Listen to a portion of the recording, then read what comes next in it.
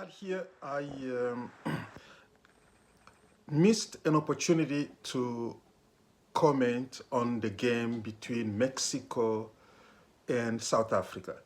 I have a niece who is South African citizen, and I know she loves football, the World Cup. She's watching, and I don't want to get in trouble with her if I fail to say something about that.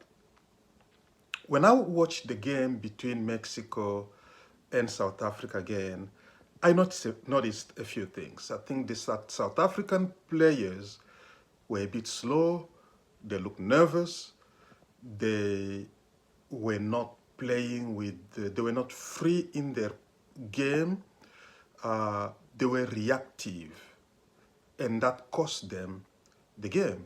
They accumulated a couple of red cards. So it was a total disaster. Under normal circumstances, though, I'm not sure that that is reflective of the quality of the Bafana Bafana South African national football or soccer team.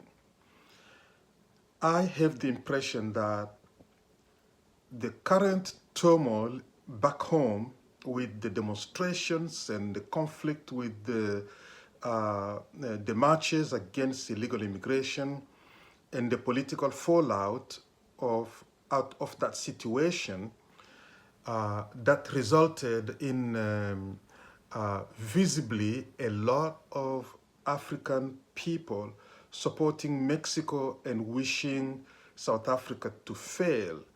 I believe that played a role on the players. It probably sapped their confidence and morale, and they definitely must have been worried about that situation. Of course, they are professionals, and you would expect them to simply not mind that. But when we look at that team playing, you could see that they were not in the right minds. That is just my observation, because the performance was not what I normally expected from them. They normally would be a much better team than that.